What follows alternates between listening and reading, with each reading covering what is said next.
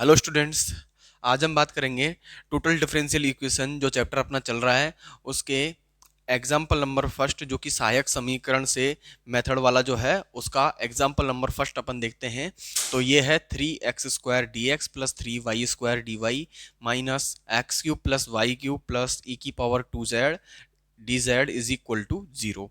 तो सबसे पहली चीज जो है इसमें अपन p is equal to 3x² and q is equal to 3y² and r is equal to minus x cube plus y cube plus e की पावर 2z। ठीक है। इसके बाद में अपन del p upon del x del p upon del y ये अपन निकाल लेते हैं। ठीक है, तो क्या हो जाएगा 0। और फिर उसके बाद में अपन del p upon del z ये निकालें तो ये भी अपने पास में 0। Del Q upon del r del Q upon del x ये हो जाएगा अपने पास में 0। And del Q upon del z ये भी अपने पास में क्या हो जाएगा 0। यानी कि ये सारी वैल्यूज अपने पास में 0 हो गई हैं। लेकिन अपने पास में del are upon del x ये निकालना है तो ये हो जाएगा अपने पास में -3x²। ठीक है, ये हो जाएगा अपने पास में।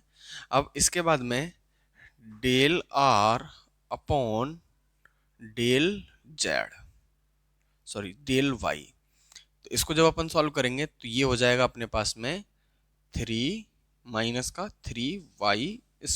ठीक है, ये फॉर्म्स अपने पास में बन के आ जाती हैं। अब समाकलनीयता की आवश्यक शर्त, तो समाकलनीयता की आवश्यक शर्त द्वारा, ठीक है, या फिर समाकलन की शर्त, तो क्या होगी अपने पास में p del Q upon del z minus del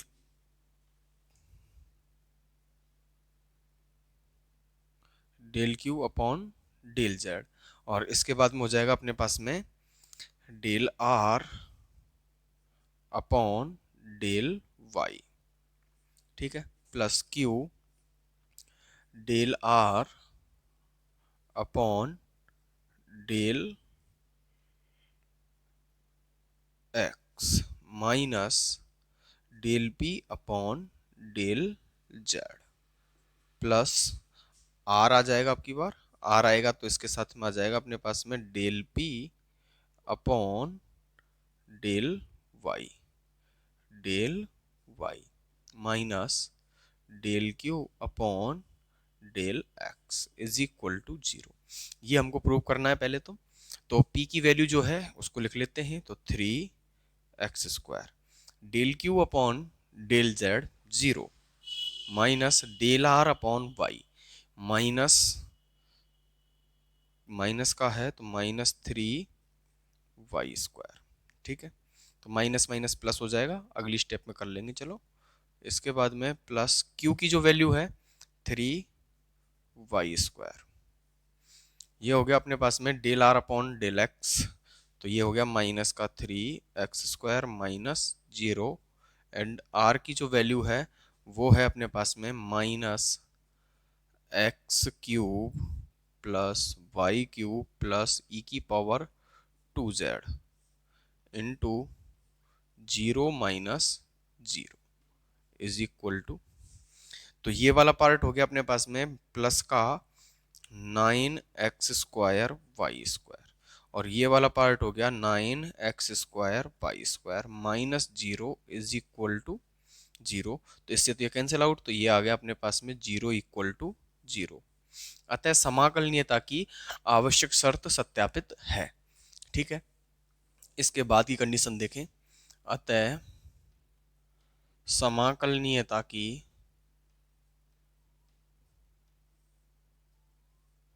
आवश्यक शर्त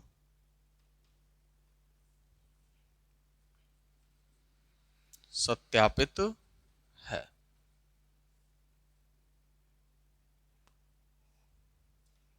तथा अब अपने पास में ये जो पार्ट है, ये वाला पार्ट यहाँ पर अगर अपन इसकी वैल्यू देखें तो ये अपने पास में जीरो नहीं है, ये वाली वैल्यू ये भी जीरो नहीं है, लेकिन ये वाली वैल्यू जीरो है। एक वैल्यू अगर अपने पास में जीरो है तो कोई इश्यू नहीं है, लेकिन तीनों जो वैल्यू हैं ये जीरो नहीं होनी चाहिए। ये ध्यान रखना है अपन को कि इन तीनों की वैल्यू जीरो नहीं आनी चाहिए। एक इसमें से जीरो है तो कोई दिक्कत नहीं है, आपको सॉल्व इस मेथड से हो जाएगी। लेकिन अगर ये तीनों जीरो हो गई तो ये बिल्कुल सॉल्व नहीं होगी। ये चीज़ अपन को याद रखनी है। ठीक है, मैंने पहले ही बताया था पिछली वीडियो में कि इसकी जो कंडीशन रहेगी उसमें ये क्या नहीं होनी चाहिए, अपने पास में यथार्थ वाली कंडीशन को फॉलो नहीं करना चाहिए। यथार्थ वाली कंडीशन में ये कंडीशन अप्लाई नहीं होगी। ठीक है, यानी कि ये तो अपने पास में जीरो नहीं है, ये भी जीरो नहीं है, और ये भी, ये जीरो है, लेकिन अपने पास में ये दोनों जीरो नहीं है। तो दो पॉइंट अपने पास में जीरो नहीं है। अगर अपने पास में तीनों के तीनों पॉइंट जीरो हो जाते तो अपन इसको इससे सॉल्व नहीं करते। ठीक है, तो ये याद रखना। तो यहाँ पर आ जाएगा अपने पास में dx upon del Q upon del z. तो del Q upon del z minus del are upon del y is equal to dx, ये हो गया, और dy अपॉन ये आ जाएगा अपने पास में del are upon del x minus del P upon del Z is equal to D Z upon del P upon del Y minus del Q upon del X. ठीक है, अब इसमें अपन वैल्यूज लिख देते हैं। तो dx अपॉन इसकी value क्या थी अपने पास में भाई, इस वाले की कंप्लीट जो वैल्यू थी माइनस माइनस प्लस हो गया था, तो 3y²। तो इसकी जगह पे मैंने लिख दिया 3y² इज इक्वल टू, यहाँ पर जब इसको सॉल्व करेंगे तो ये आ जाएगा अपने पास में माइनस का 3x², माइनस का 3x², ये dy के अपॉन में, और dz के अपॉन में आ जाएगा 0। ठीक है, तो ये फॉर्म अपने पास में बन के आ जाती है। आपको इस इक्वेशन को डालना है, इक्वेशन नंबर फर्स्ट, पहले पहले नंबर की जो है, जो क्वेश्चन दिया हुआ है ऐसे समझ लो, और इसको डालना है अपन को इक्वेशन नंबर सेकंड। ठीक है, अब समीकरण दो के प्रथम एवं द्वितीय खंड से, भाई देखो, इसमें अपन को दो खंडों को इक्वल कर लेना है। दो खंडों को ले लेंगे अपन, इस वाले खंड को और इस वाले खंड को। तो इस तरीके से अपन इस वाली फॉर्म को सॉल्व करेंगे। फिर अगले वाले पॉइंट में फिर अपन दो अलग खंडों को ले लेंगे और उसके बाद में उनको सॉल्व करेंगे। ठीक है, ये याद रखना है अपन को। ठीक है, तो यहाँ से जब अपन इसको सॉल्व करेंगे तो ये क्या आएगा, देखो, इस वाले पार्ट को और इन दोनों पार्टों को अपन ने ले लिया, तो ये आ गया अपने पास में dx upon 3y² is equal to dy upon minus का 3x²। सॉल्व करेंगे तो ये आ जाएगा अपने पास में 3x² dx is equal to minus 3y² dy। तो ये फॉर्म बन के आ गई। अब इस वाले पार्ट को अपन इधर ले आते हैं, तो ये आ गया 3x² dx plus 3y² dy is equal to 0। ठीक है, तो एक बार आप यहां तक लिखिए, उसके बाद में आगे अपन देखते हैं। तो यहां से इस वाले पार्ट को मैं इधर से हटा देता हूं, तो अपने पास में क्या बचेगा वो अपने पास में इधर देख लेते हैं कि इनका क्या करते हैं अपन, समाकलन। तो इस वाले पार्ट का समाकलन करेंगे तो लिख देंगे इसके पास साथ में समाकलन करने पर, समाकलन करने पर। तो समाकलन करेंगे तो ये तो हो गया अपने पास में x³ plus y³ is equal to 0, 0 का अपने पास में क्या हो जाएगा c, तो इसको कांस्टेंट मान लो c1, और इसको अपन मानते हैं u। ठीक है, u हम यहाँ पर इसको मान लेंगे।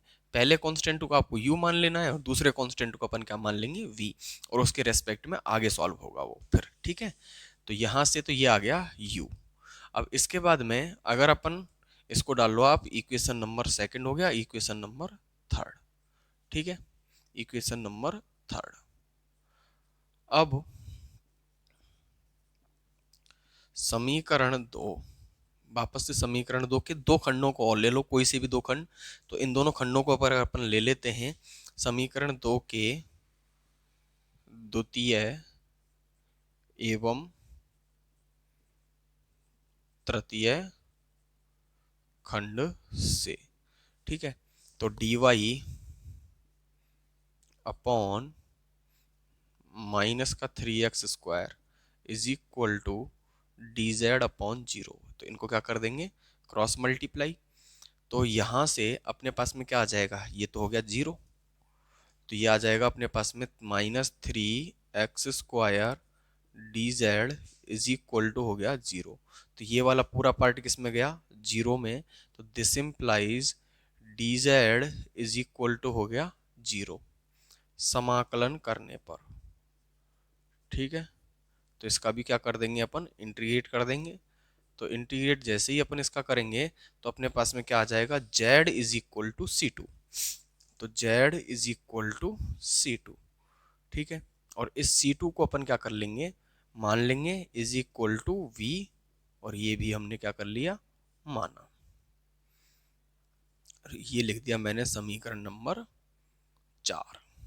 ठीक है, अब इसके बाद में समीकरण 3 और 4 का अपन को क्या करना है, अवकलन। ठीक है, तो समीकरण 3 और 4 का जो अवकलन करेंगे, अब a du plus v b dv, इससे अपन को क्या करनी होती है, इसके अंदर इसकी du और dv की वैल्यू रखनी पड़ती है। मैं समीकरण 3 व 4 से अवकलन कर मान रखने पर, तो इसमें अवकलन करेंगे और इसका मान रख देंगे। ठीक है, तो मैं इसको इधर लिख देता हूं, अवकलन कर मान रखने पर। तो इस वाली इक्वेशन का अपन क्या करें, अवकलन करें।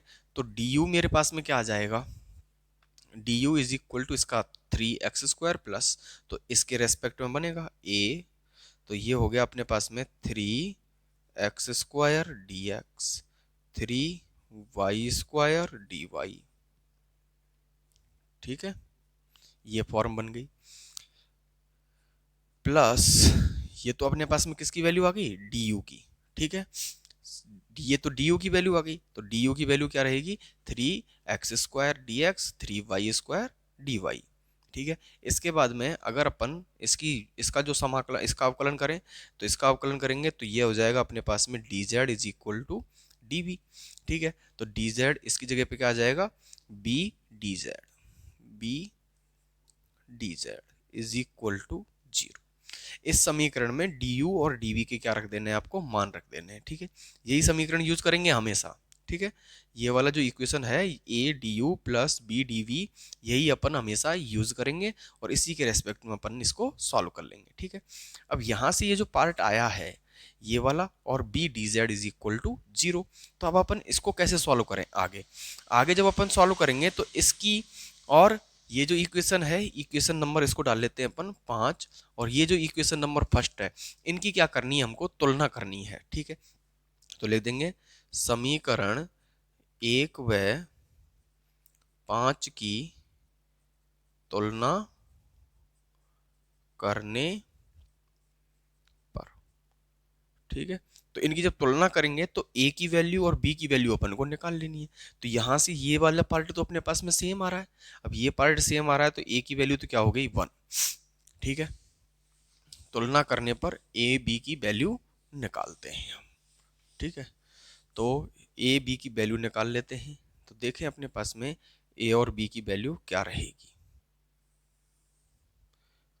ए और बी की वैल्यू, तो ए इज इक्वल टू तो आ गया अपने पास में 1 and B is equal to, भाई जेड के साथ में कौन है, ये वाला पार्ट, तो ये पूरा पार्ट आएगा माइनस सहित, तो माइनस का ये हो गया एक्स एक्स क्यूब, माइनस का x cube plus y cube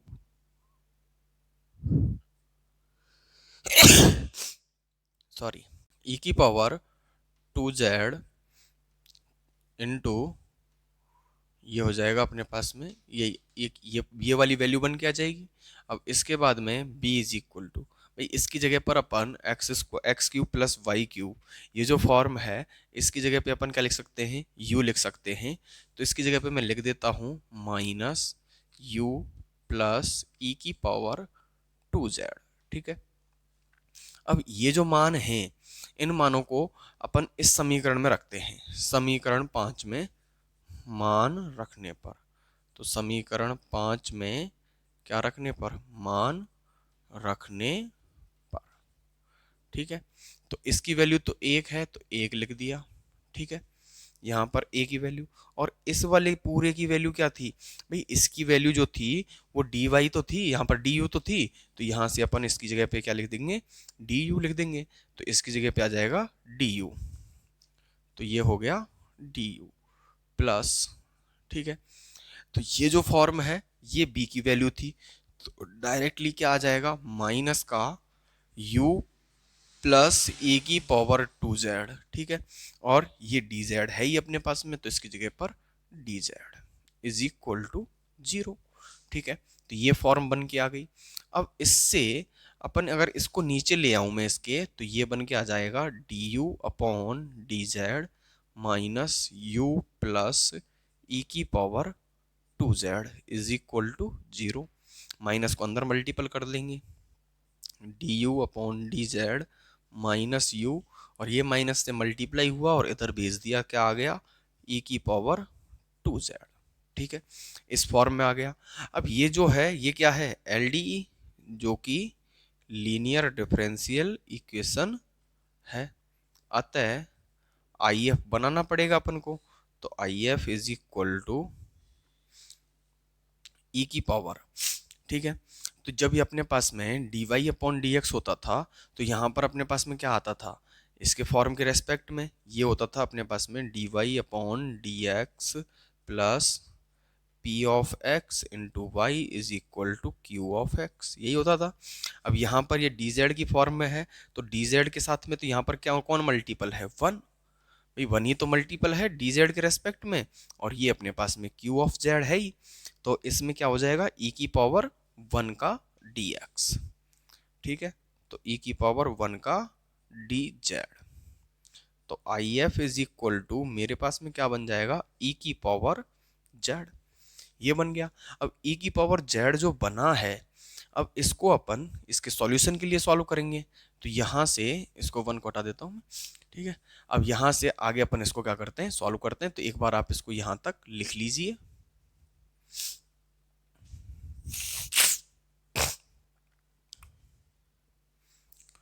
तो इसको अपन आगे सॉल्व करते हैं, तो यहाँ से आई एफ जो बन के आएगा, आई एफ तो अपने पास में आ ही चुका है, इसके बाद में जो सॉल्यूशन होगा वो क्या होगा, u इंटू आई एफ, ठीक है, is equal to integration of I F into e की पावर 2z dz प्लस सी, इस फॉर्म में बनेगा।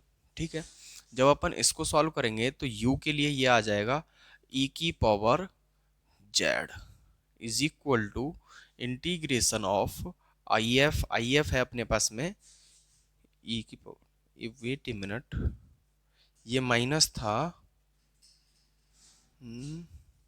तो ये माइनस आएगा और ये होगा e की power minus z। Okay okay okay, यहाँ से थोड़ी माइनस की मिस्टेक हो गई है, इसको सही कर लेना है ना। तो ये आ जाएगा e की पावर माइनस जेड और e की power minus Z dot e की पावर 2z dz प्लस सी। जब इनको सॉल्व करेंगे तो ये बन गया अपने पास में इंटीग्रेशन ऑफ e की पावर z dz प्लस सी। ठीक है, u डॉट ई की पावर जेड। इंटीग्रेट ये अपन इसको कर देंगे आपकी बार, ठीक है। तो u इंटू ई की पावर जेड माइनस का है, तो ये हो गया अपने पास में ई की पावर जेड प्लस सी। अब इसको अपन नीचे लेके जाएंगे तो ये आ जाएगा u इज इक्वल टू ई की पावर 2z प्लस सी डॉट ई की पावर जेड। और u की वैल्यू अपन लिख लेते हैं, तो ये आ गया u की वैल्यू है x cube plus y cube is equal to ई की पावर 2z प्लस सी डॉट ई की पावर जेड। इसको अपन अदर फॉर्म इस रूप में भी लिख सकते हैं, x cube plus y cube e की पावर जेड कॉमन, तो ई की पावर जेड प्लस सी ऐसे भी लिखा जा सकता है और ऊपर वाली फॉर्म में भी लिखा जा सकता है। तो यही अपने पास में इसका फाइनली सॉल्यूशन हो जाएगा, ठीक है। तो आप एक बार इसको लिख लीजिए, मैं इधर की साइड को जाता हूँ। तो हमने इस वाली वीडियो में हमने इस वाले एग्जाम्पल को सॉल्व किया है, एग्जाम्पल नंबर 1 को। इसके बाद में नेक्स्ट वीडियो में हम नेक्स्ट एग्जाम्पल नंबर 2 को सॉल्व करेंगे, जिससे कि आपको अच्छे से समझ में आ जाएगा कि किस तरीके से ये एग्जाम्पल सॉल्व हो रहे हैं, ठीक है।